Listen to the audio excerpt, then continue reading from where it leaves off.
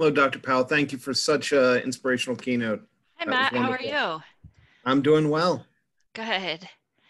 Gonna get our other thing pulled up here. Busy summer for you? It's been a little busy. I think that's true for everyone, right? Yes. Definitely a different summer. May it be one for the record books and stay far away from us in the future. I know. I hope so, that we don't have to do this again anytime soon, for sure.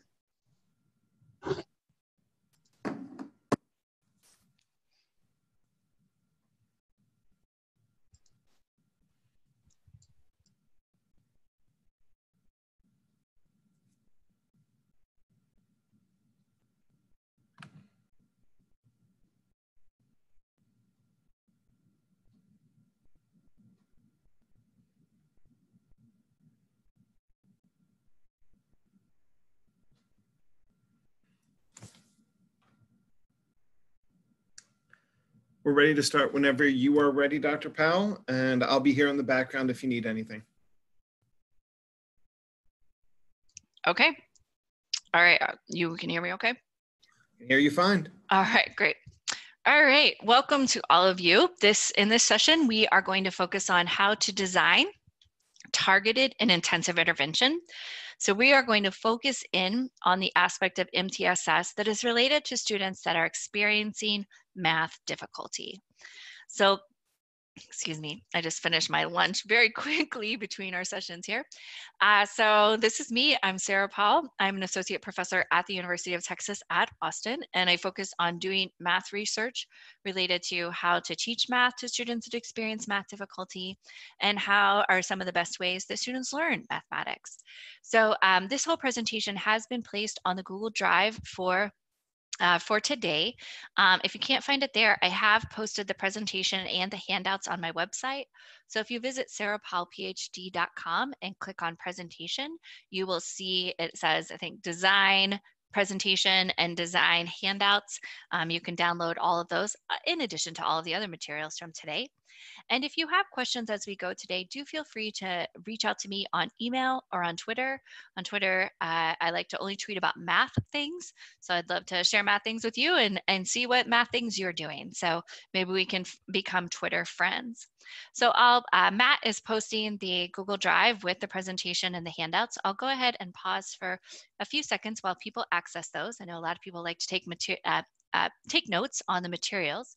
And as we pause, I would just like you to share what grade levels do you support and teach. I know some of you were with us a little bit earlier, but just remind me of who you are. And if you weren't with us earlier, tell us a little bit about you.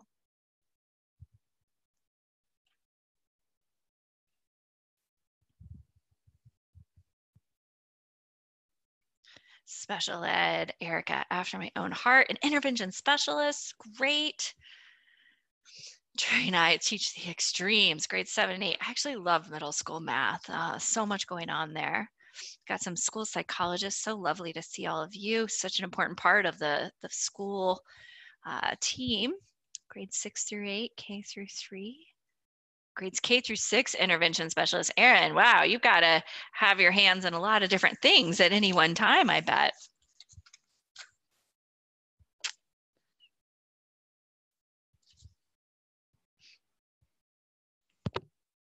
All right. Wow. Wonderful group. Nice to meet all of you. I wish I was with you in person, but maybe next year.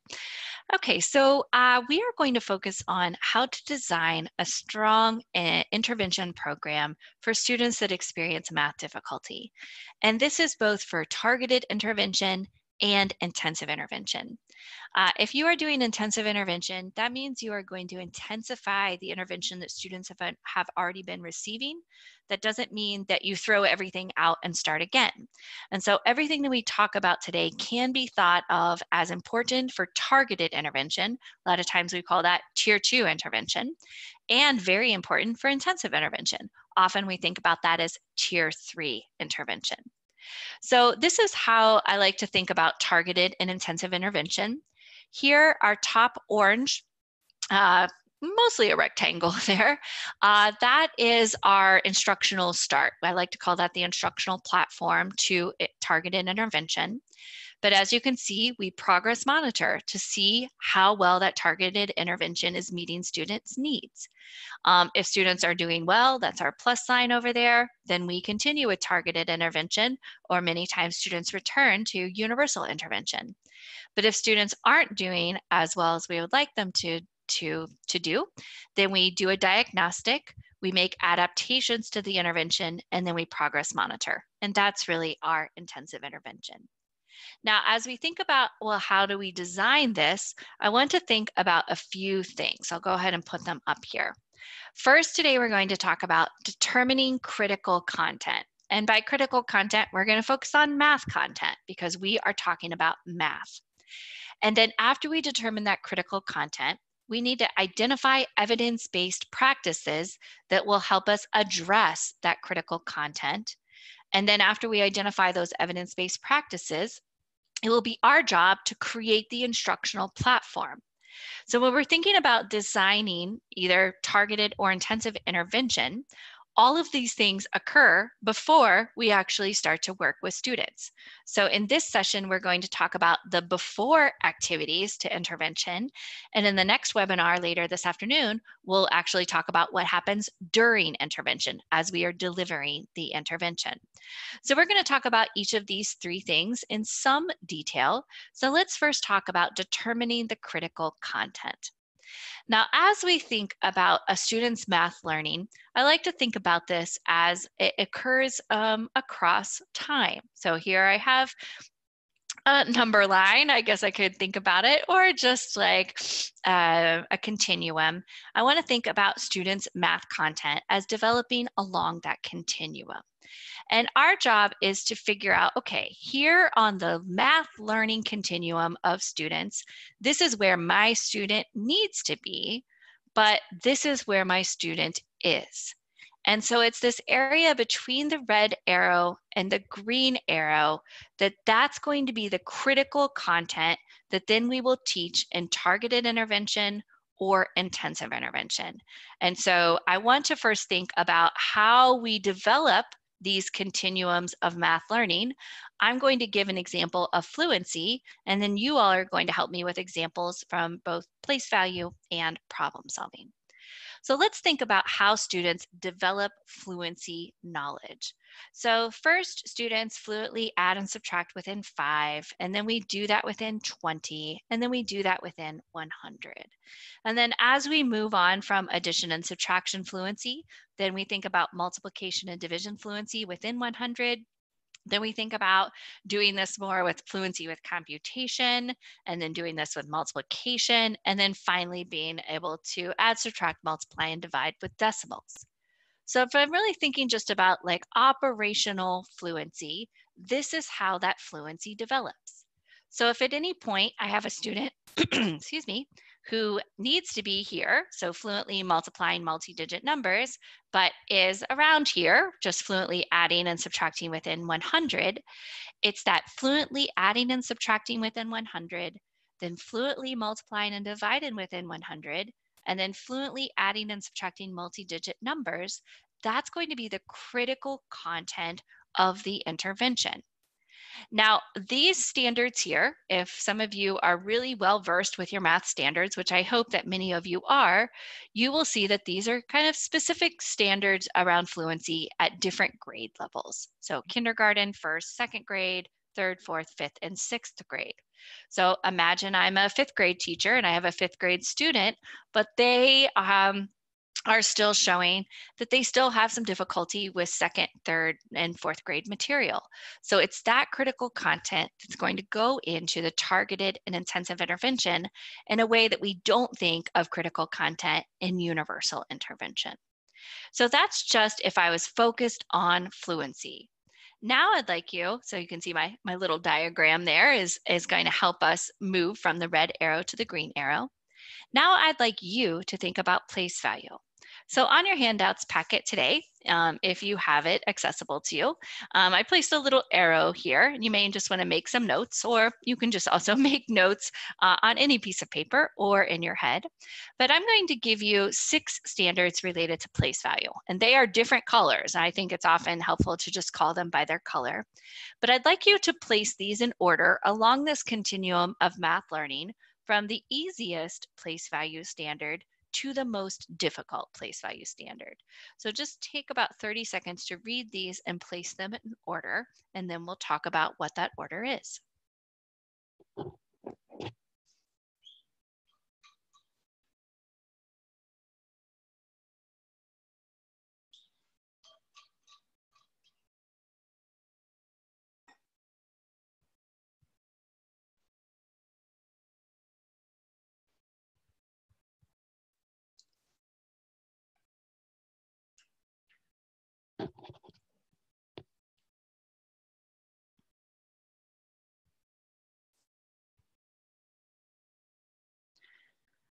Okay, so as you are reading through these, you probably came up with some type of order that's a little bit similar to mine. So first, students are going to start with this gray set of skills. Then they're going to move on to this dark blue set of skills, and then to our green set of skills, and then to our purple, and then moving on to orange and yellow. So if I'm thinking that I need to help a set of students with place value, I want to develop this continuum of place value skills, figure out where students are and where they need to be. And then it's that gap between the green arrow and the red arrow, that's going to be the critical content that we focus on in intensive intervention and in targeted intervention. Now I'm going to give a little bit more of a difficult example. So I'd like you to look at these different colors. So these are 9 standards related to problem solving, and see what you can do about putting these in order. And again, focusing on the color here is going to help you describe them in order.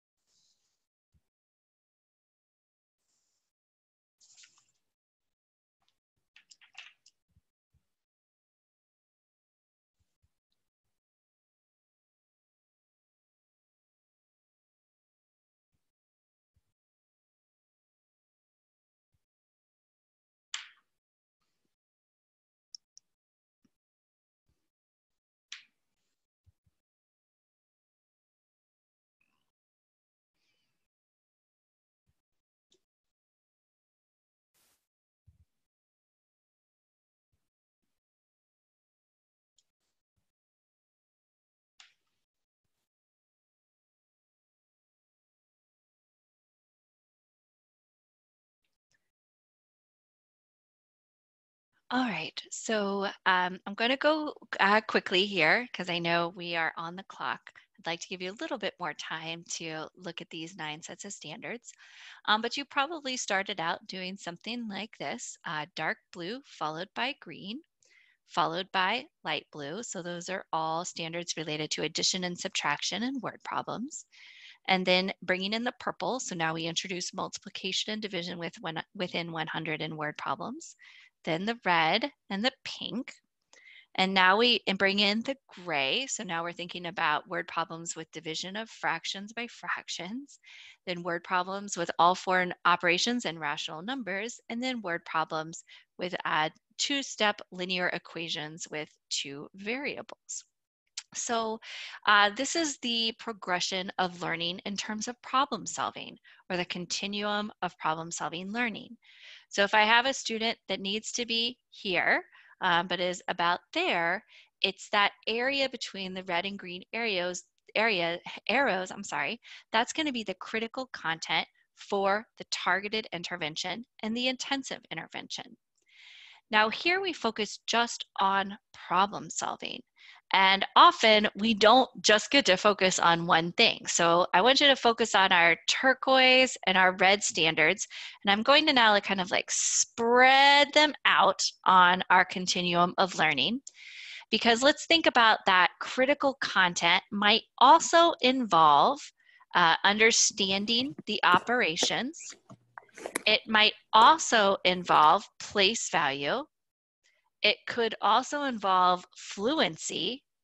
And so now as I bring in standards related to not just that thing, not just the domain of problem solving, but to conceptual understanding and place value and fluency, this ends up being the critical content that would be the focus of our targeted and our intensive intervention. Now, I talk about this critical content first because it really drives the decision making of which intervention are you going to use, which teaching strategies are you going to use, which manipulatives are you going to use, and also it could drive decisions about, well, how often are we going to do targeted intervention, and for how long are we going to do this? And so really being reflective about the critical content is the first step in designing effective targeted and intensive intervention. So I want to show you some resources that do this for you. I like doing it myself because I always want to keep my individual students in mind. But the Achieve the Core website has done some of this where they've really focused on the essential mathematics across grades, grade levels K through 8. So here you could say, okay, I've got a 6th grader, but they're performing in 4th grade math. What is some of the critical content that I should use in my targeted and intensive intervention? And also the National Council of Teachers of Mathematics. They have these curriculum focal points. And so here, this is an example, maybe I've got a 6th grader. And so I need to figure out, okay, what's the critical content 6th grade? I might want to go back and look at the 5th grade standards and the 4th grade standards to really think, well, what is absolutely essential to focus on in terms of the critical content of intervention? And many states have also done this critical content exploration. But again, just borrowing a resource like this or a resource like this, that's a good start, but your individual students. And so what is the content where they're really having difficulty? Is it understanding fractions? Is it understanding decimals? Is it understanding what does it mean to count numbers or compare numbers?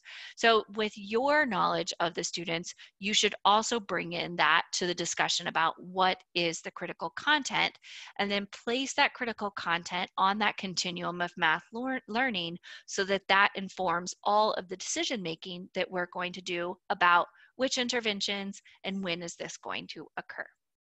So if you have any other suggestions, so Matt's sharing the Achieve the Core resources, but if you have any suggestions, especially state or district specific ones, I'd love for you to share them now.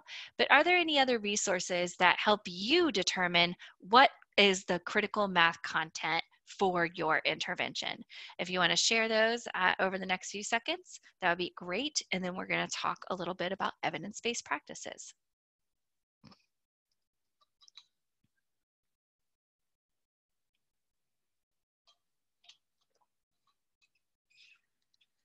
Oh, good. I see some Pennsylvania stuff coming up there. That's great.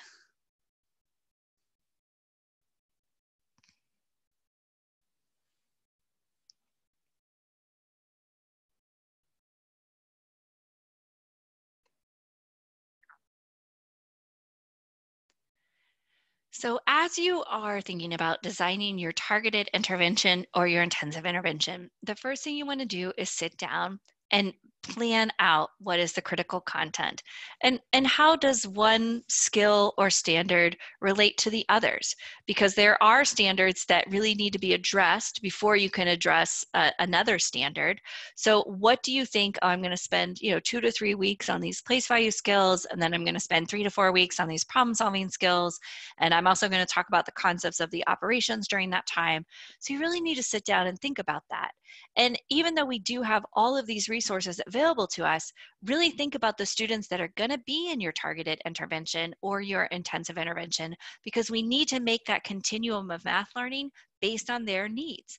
In some schools I go in, and some schools have students that are really strong in fluency. So you probably don't need to include a lot of fluency practice in your continuum of math learning. I've been in other schools where that's a really big struggle for a lot of students. So you're going to want to place those fluency standards on your continuum of math learning. So drawing an arrow, you could either do it by hand or online, and placing those critical math skills in there, that's going to be really important. And I also want to emphasize that I say critical content, not just math content, because there are a lot of math standards at every grade level. But when it gets to targeted intervention and intensive intervention, we have to realize that we're probably not going to address all 27 third grade standards this year. And so what are the critical standards? What are the 12 most important things? What are the 8 most important things that are going to help set those students up for success along their continuum of math learning? An example that I'll give that's very Texas specific, but here in Texas, we have a few standards always associated with personal and financial literacy. Those are always the first to go, right? So we're going to focus a lot on place value. We're going to focus a lot on operations. We're going to focus a lot on problem solving. And if we get to it, we'll include that content related to personal and financial literacy, but that's not critical. It's really critical that students know to add, subtract, multiply, and divide, and we're going to focus on that. So you have to really be a critical consumer of your standards to figure out what that critical content is. So the first thing in terms of designing intensive or targeted intervention is to determine the critical content. And then beyond that, we're going to take that knowledge. So this is the math we need to focus on. And then we're going to identify evidence-based practices. So I talked a little bit about evidence-based practices in the last presentation about the essentials of MTSS, but I'm going to take a deeper dive here and spend a little bit more time on evidence-based practices. So when we think about an evidence-based practice, that's often an umbrella term for things that show evidence. And evidence is something that shows positive results and it's consistent. So it didn't just work for one kid, but it worked for 100 kids. And it didn't just work for one kid in one school, but it worked for 100 kids in 5 schools, or even 5 schools across 5 states. So these are things that have amassed a set of evidence that says, hey, we should be doing this because time and time again, students show better math learning when we use this thing or when we do this thing. And so one of the terms that falls under this umbrella of evidence-based practices is evidence-based intervention. So this is a packaged intervention. This could either be paper and pencil based or technology based. A lot of interventions are packaged via technology these days that has shown consistent and positive results. So some examples of these in math, comes from an early elementary grades materials from Diane Bryant and her research team. So you can see this is like this is all about place value. So this is a packaged intervention. It talks about the objectives and the vocabulary. It gives you all the materials. Everything is there that you need to implement this intervention. This is an example of an intervention that's technology-based. So it's like, again, you can use this intervention and everything is there for you to teach math to your students. And here's an example. This comes from Vanderbilt University called Fraction Face-Off. This is all about fractions, but you buy this manual, it has all the materials. It actually has all the manipulatives that you need to help teach students fractions. So it's a packaged intervention. You can just get it and use it. Now, a lot of times there are evidence-based interventions for you to use, but sometimes there are not. And so if there isn't an evidence-based intervention for you to use at your grade level for the critical content that you want to teach, then you can rely on evidence-based strategies. So this is a teaching method or perhaps an instructional strategy that, again, has been used to show time and time again consistent and positive results. And there are quite a few of these out there. So I know in the last session, somebody mentioned this one, cover, copy, compare.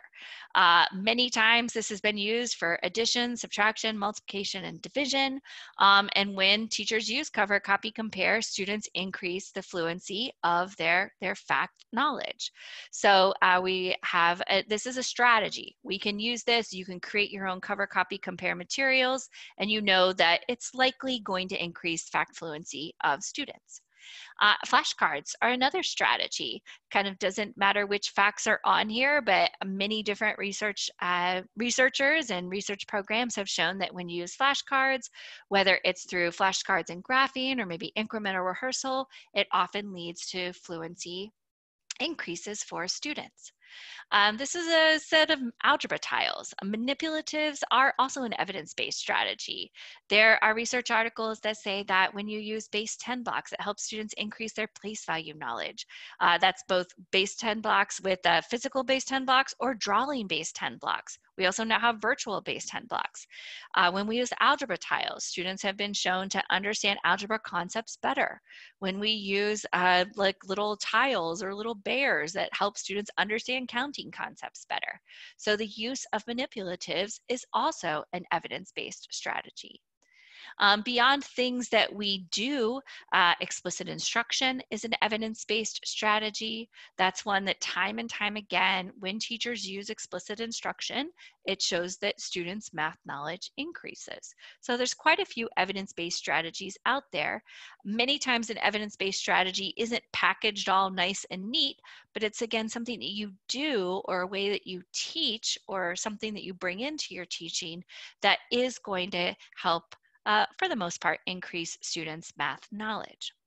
So we have evidence-based interventions and evidence-based strategies. And I would add to this that we also have promising practices. This is something that may have not accrued a strong evidence base at this point, but it's something that one or two times has shown to be a positive thing. And so as we collect more data on that promising practice, then hopefully it becomes either an evidence-based strategy or an evidence-based intervention, and then we can use that more often.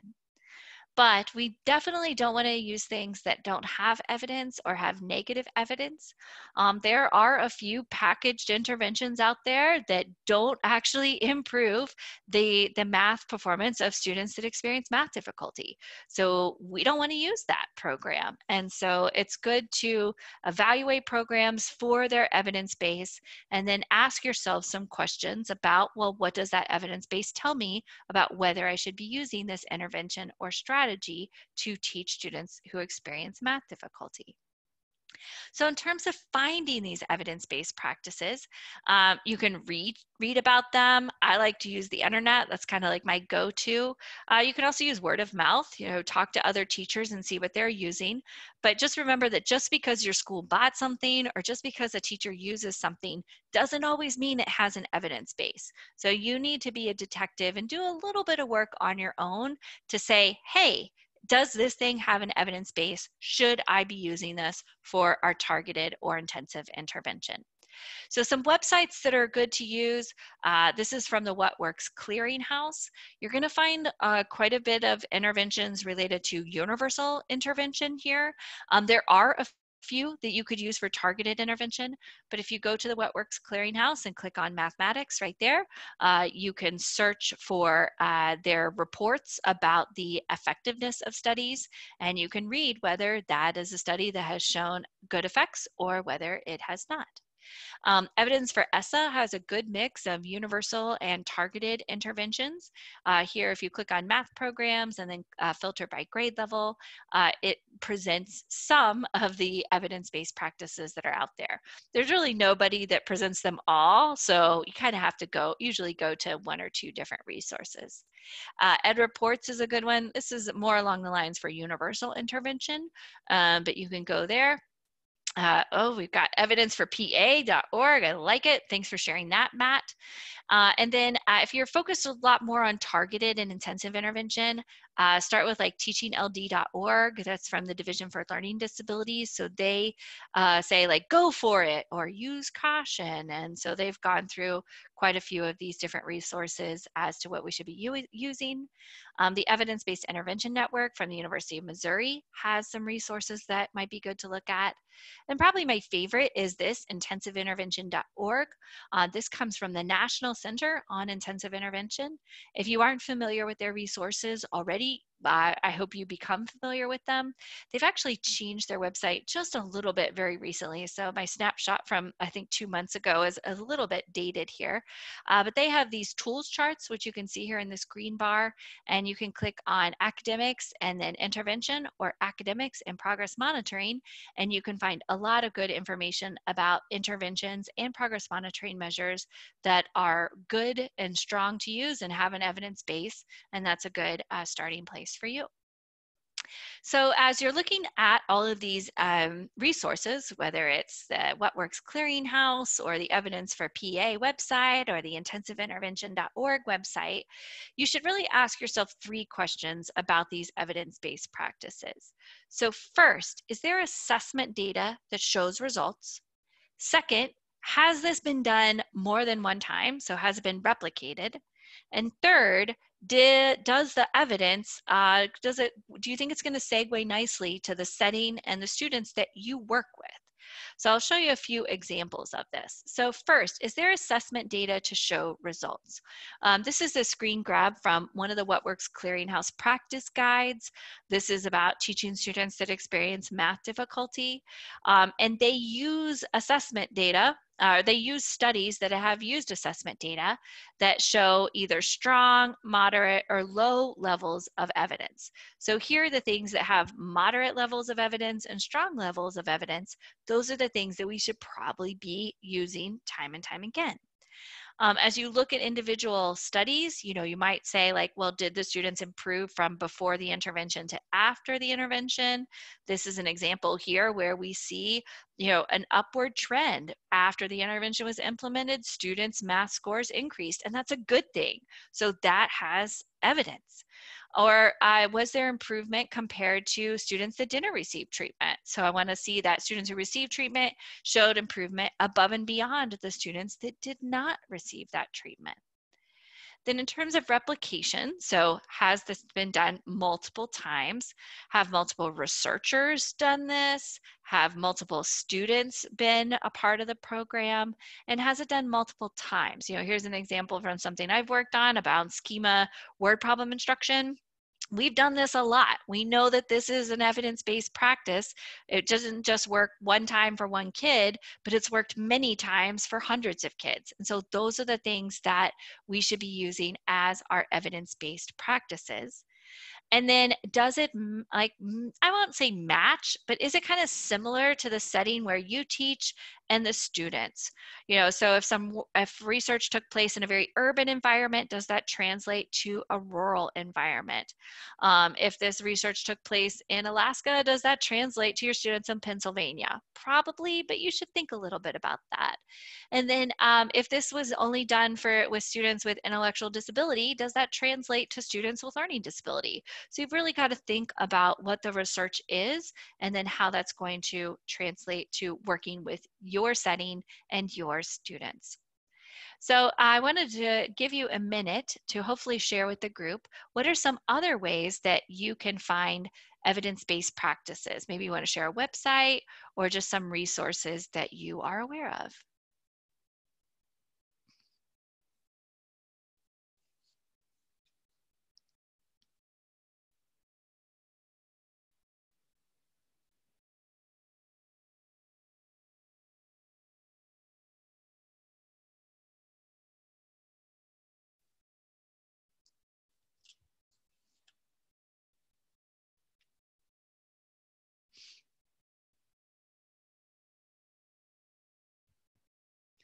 Intervention Central. Amy, great share. I should put that on my slides. I often share that one verbally, but I need to make a slide for that. That's a good one. And I like some of the things that you can create on Intervention Central. Like you can create the math fluency worksheets and stuff like that. They've got some really great resources there.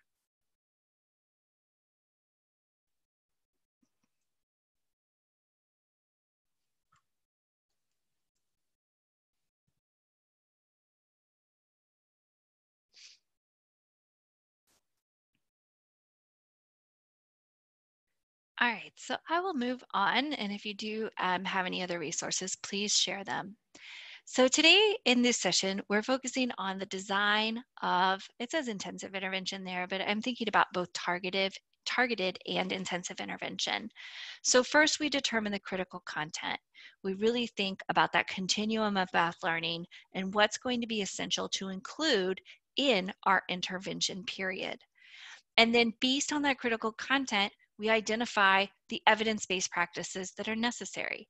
So if my critical content says I really need to focus on fundamentals of fractions and computation with fractions, I want to find evidence-based interventions and evidence-based strategies that are going to help support concepts of fractions and computation with fractions. Now, there might not always be an evidence-based intervention to buy and use.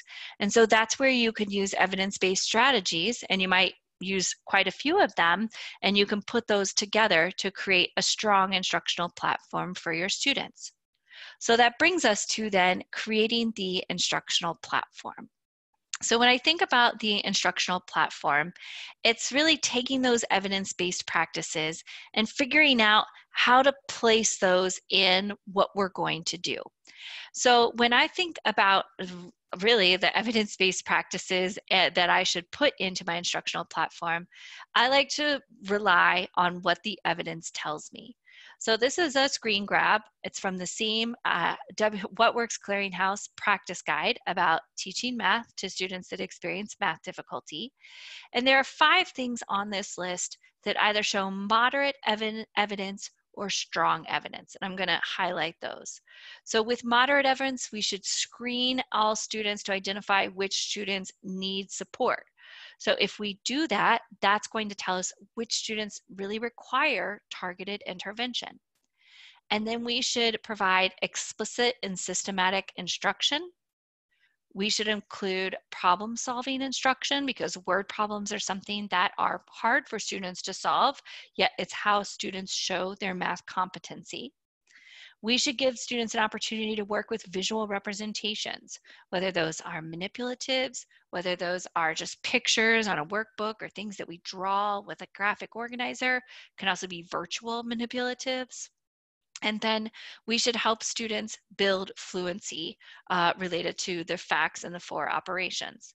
And the other 3 things on this list are important. So really focusing on in-depth knowledge of whole numbers, monitoring progress, and including motivational strategies. But I really want to focus on these things that have the strongest evidence base, and I'm going to put those into my instructional platform. So speaking of this instructional platform, this is the jumping off point for targeted intervention. So over here on the left-hand side, I briefly talked through this a little bit a few slides ago, but I'll just briefly go over it again. We start with an intervention program. So we're going to think about evidence-based interventions and strategies. That's our instructional platform. And we're going to start with that platform. That platform is our jumping off point. And then we're going to progress monitor to see how well students do with this instructional platform.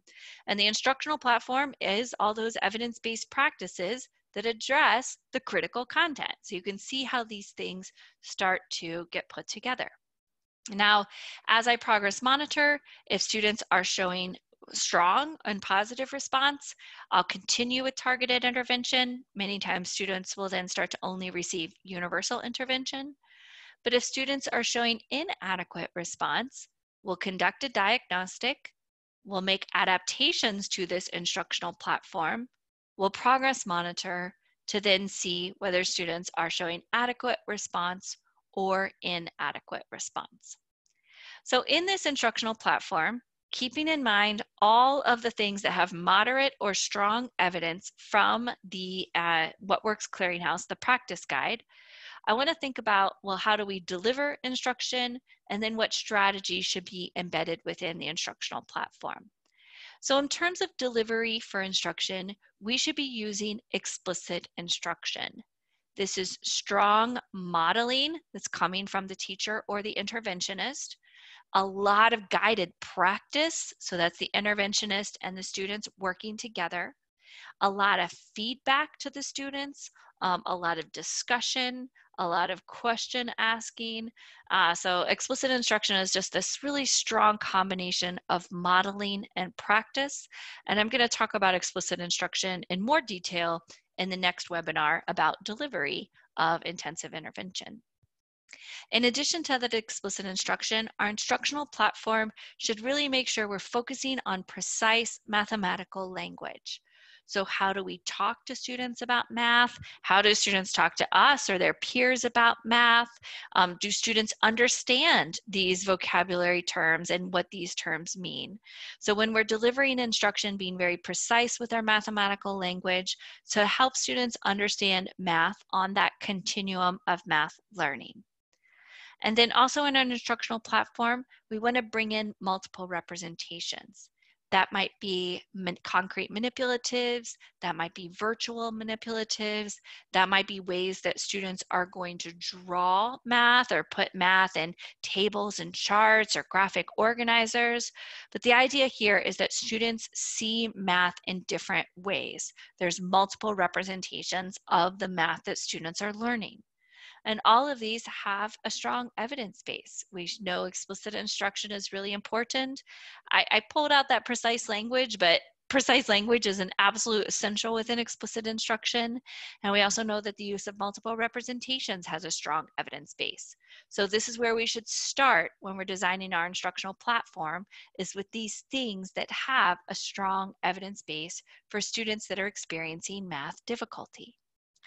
And then there's two strategies that we should do every time that we are doing targeted intervention or intensive intervention. The first is fluency building. First, that's going to be addition and subtraction fluency. And then that's going to move to multiplication and division fluency. After students are comfortable with all 390 math facts, then we might move to computational fluency. So how efficient are you when you are working with multi-digit computation? Beyond that, we might think about fluency with fractions. So how efficient are you finding common denominators and adding and subtracting fractions? How efficient are you adding and subtracting and multiplying and dividing positive and negative integers? Fluency never really ends. You know, we think about fact fluency a lot, but fluency moves well beyond fact fluency. So, and the fluency is what's going to help make the math just easier for students. It's going to tax their working memory less. It's going to help them be more efficient. So thinking about, well, what fluency component do students need work on, and how can I help students with that fluency component? And then finally, another strategy we want to bring into every targeted intervention session and every intensive intervention session is that related to problem solving. Students demonstrate their math knowledge through problem solving. So this is reading word problems, interpreting these problems, learning how to set up and solve these problems, and maybe setting up and solving them in different ways. And so we need to provide really strong problem solving instruction to students so that they can demonstrate their math competency. If we just practice problem solving once a week, or if we just say, hey, we'll probably get to that at the end of the lesson, it's likely not going to happen. So we have to be very intentional with bringing in problem solving instruction to the instructional platform, excuse me, so that students practice it every day. So this instructional platform is really the jumping off point for targeted intervention. And then as we make those intervention adaptations, once we get to intensive intervention, we take this platform and we adapt it. Maybe we make our instruction more explicit. Maybe we bring in different representations. Maybe we actually bring in language instruction and we put together a word wall and we really help students understand the language of math. Maybe we boost our fluency building activities. So we do a different activity, or we do the activity for a little bit longer each day. And then maybe we're more intentional with our problem solving instruction. Perhaps we teach students a word problem attack strategy, or we teach the word problems by schema. So this instructional platform is really the foundation for targeted intervention and intensive intervention. In intensive intervention, we're just adapting this to meet the individual student needs and making it more intense.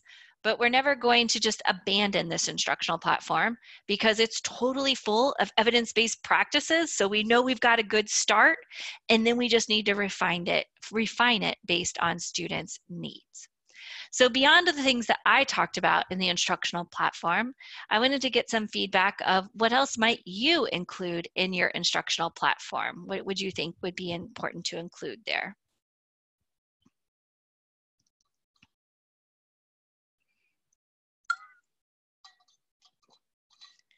I'll go ahead and say I think that a motivation component might be important to include there, to get students, motivated during targeted and intensive intervention, to kind of keep them going, to get them excited about the work. I don't include that in my diagram, but I think that that's often a thing. Matt talks about parent-caregiver communication. So, what are we doing and how might you be able to support that math at home if that's a possibility? I think that might be a good part of the instructional platform. I'll pause and see if anyone else has any others ideas. Self-monitoring, Brooke. Yeah, so you're getting in some of those self-regulation strategies. And maybe like turning that ownership over to the students. That would be a good one to include as well.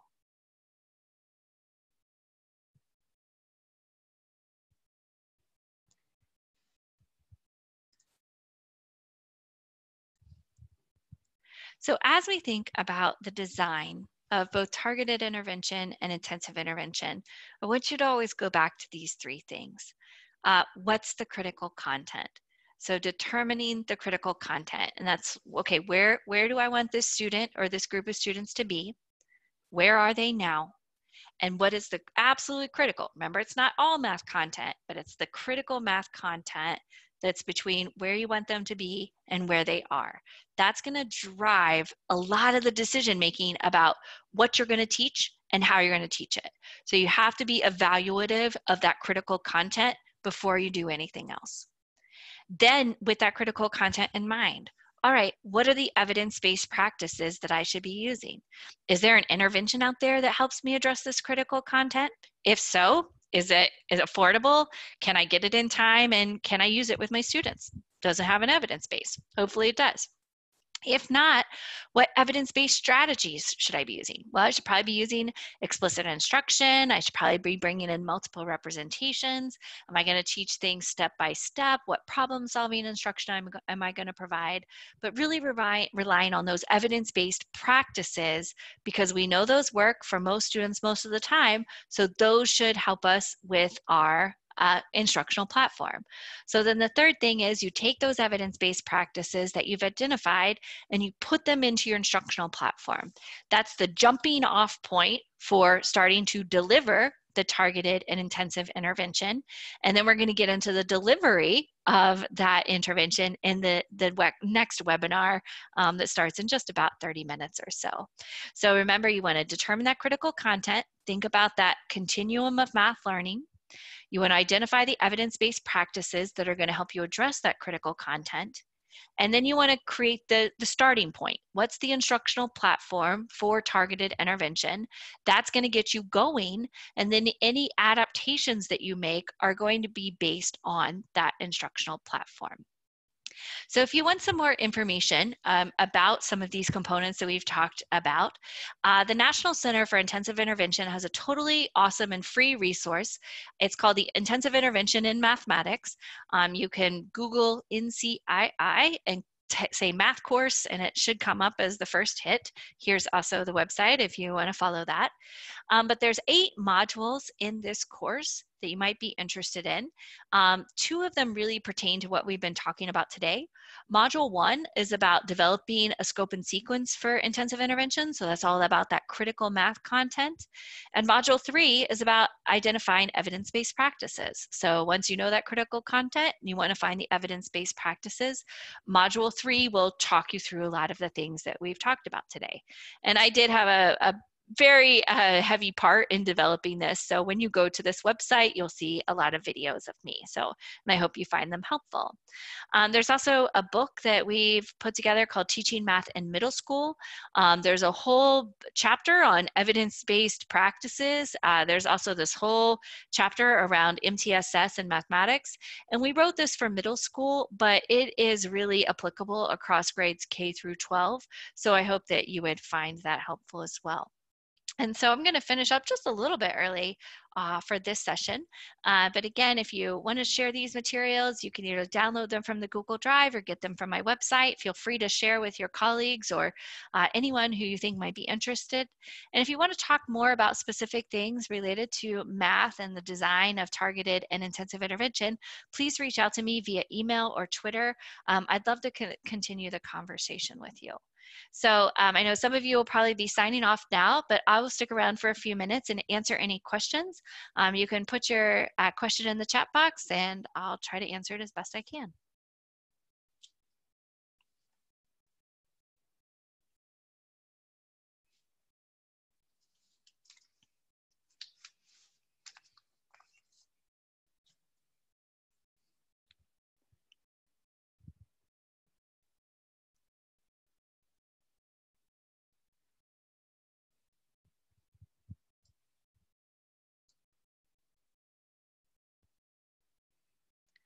Well, no questions so far. So if you have a question and you don't want to ask it in the chat box, do feel free to email me. I'm always happy to touch base afterward.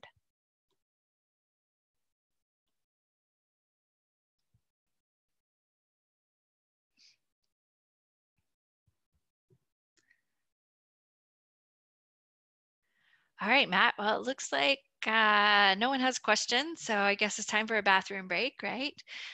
So I'll go ahead and sign off here, but then if anyone has questions, I'm happy to answer them at a later time. So, and Thank you so much. I'll be back in a few minutes. So Corinne Connor should be in your next session. Okay, that's great. She'll be there. Okay, Have perfect. a wonderful day. Thank you so much for doing this. All right, have a good one. You too. Bye-bye. Bye.